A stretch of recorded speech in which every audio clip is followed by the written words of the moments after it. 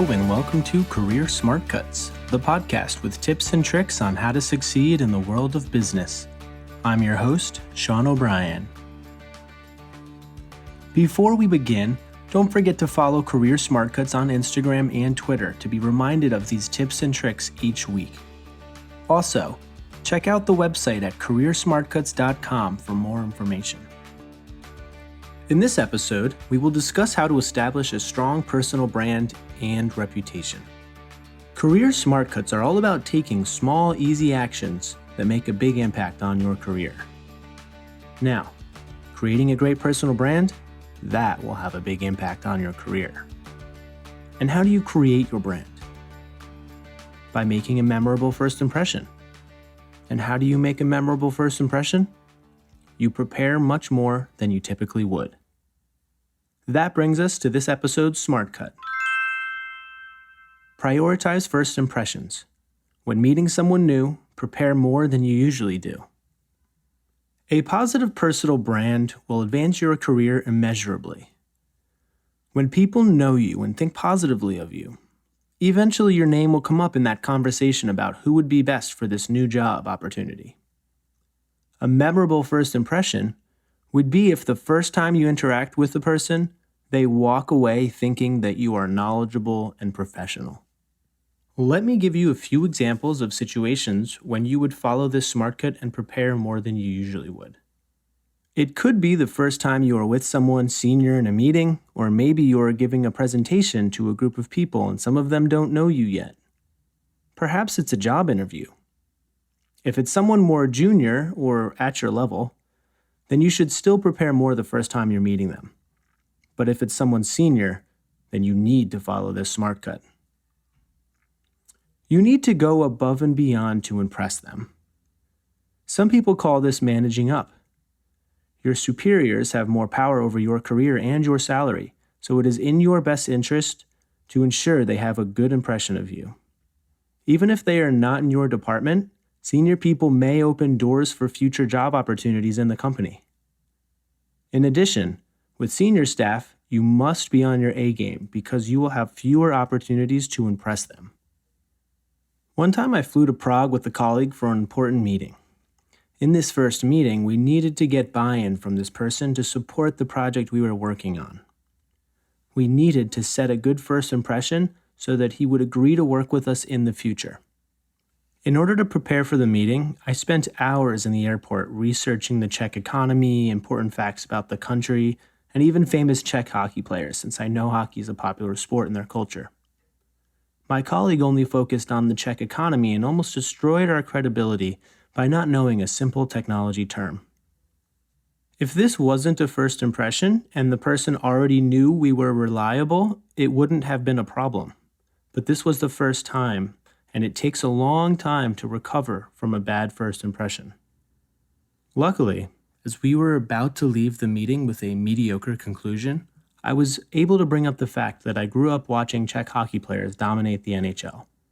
He told me he played hockey before work every Wednesday, and we ended up having a great conversation and getting his buy-in. This was preparedness mixed with a little bit of luck. It also shows the power of having a diverse team over one person.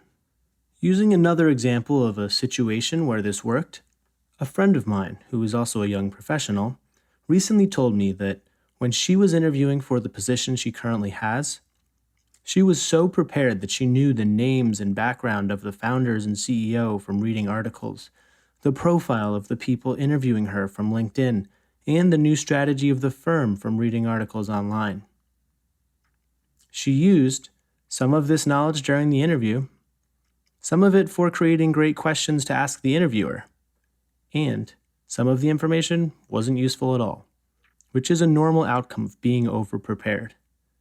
You won't always be able to put everything to use, but at least you had what you needed and it may be beneficial down the road. You may have heard that people make a first impression very quickly.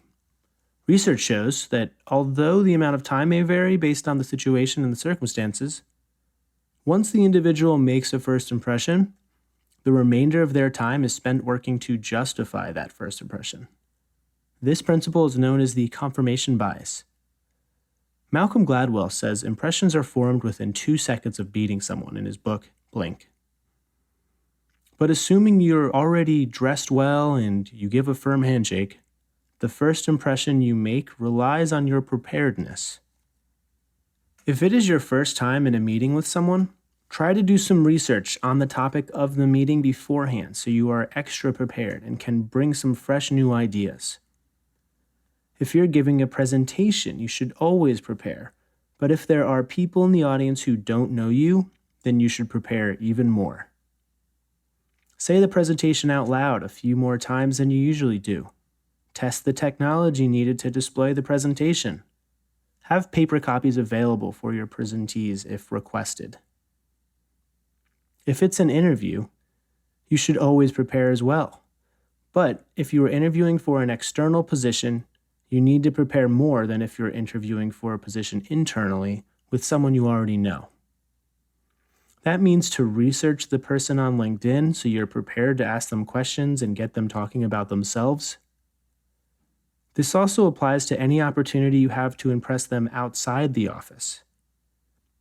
Prepare for the event by practicing your elevator pitch out loud in front of the mirror. And prepare by looking up senior people on LinkedIn to see their face and know their background. Of course, you should prepare even more for someone who is senior and can help your career, but this applies to meeting anyone. Your reputation is a collection of what other people think about you, and the more people that share the impression of you, the stronger your reputation and your personal brand will become.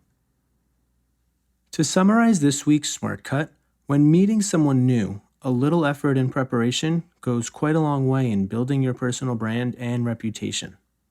You should especially do this when you are meeting someone senior, but this is helpful in situations with people less senior or even outside of the office. Try this out the next time you are meeting with someone new. This could be a new friend, colleague, or professional in your field. Maybe you notice someone in a meeting invite that you don't recognize. Prepare to wow them. And remember, you can go on careersmartcuts.com anytime to see the Smart Cuts from this podcast, to listen to episodes, or to provide feedback on anything. Thank you so much for listening to Career Smart Cuts, and remember, follow or subscribe to this podcast now because it's time to accelerate your career towards success, however you define it.